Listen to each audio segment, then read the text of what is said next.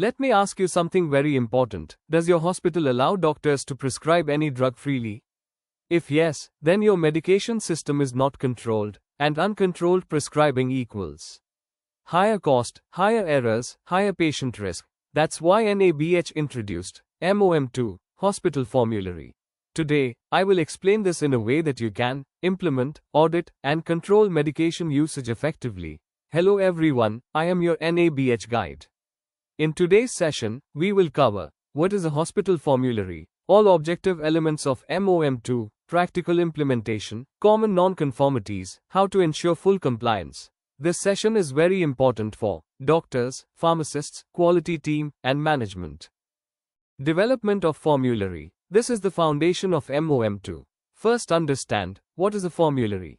A formulary is a controlled list of approved medications, which your hospital allows to be used. Important concept. Not all drugs available in the market should be used in your hospital. You must select drugs based on patient needs, scope of services, safety, effectiveness. Who prepares the formulary? Multidisciplinary committee, doctors, pharmacists, nurses, quality, administration. What should be considered while preparing formulary? National List of Essential Medicines, WHO Model List of Essential Medicines, drug safety, harm potential, drug interactions, risk of medication errors, patient safety incidents, hospital specialty needs, ICU, NICU, OT, etc. Best practice, very important, prepare specialty-wise formulary. Example, ICU formulary, pediatric formulary, obstetric formulary. Minimum requirements in formulary. Each drug must include generic name, molecule, formulation, tablet, injection, etc. Strength. Example, 500 mg, 1 gm. Try to limit multiple strengths of the same drug. Too many strengths, higher chance of dosing errors. Important inclusion. Implants and devices must also be included in formulary. Annual review of formulary. Formulary is not a static document. It must evolve with time. Requirement, review at least once a year. What should be reviewed? Frequently used non-formulary drugs, ADR trends. Resistance patterns, especially antibiotics, new clinical guidelines, cost effectiveness, practical example. If doctors are repeatedly using a non-formulary drug, either add it to formulary or restrict its use. Availability of formulary. Making formulary is useless if doctors cannot access it. Requirement, formulary must be available to all clinicians. Modes of availability, printed copy in wards, soft copy, PDF, HIS system. Assessors may ask doctors directly, can you show your hospital formulary? Adherence to formulary. This is where most hospitals fail. Having formulary is easy. Ensuring doctors follow it is difficult. Requirement, prescriptions must follow formulary.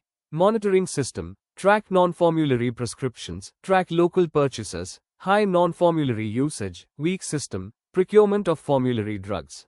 Once drugs are finalized, procurement must be controlled.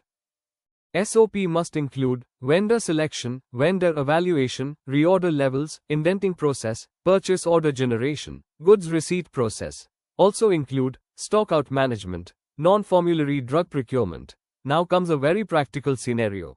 What if a doctor needs a drug, which is not in formulary?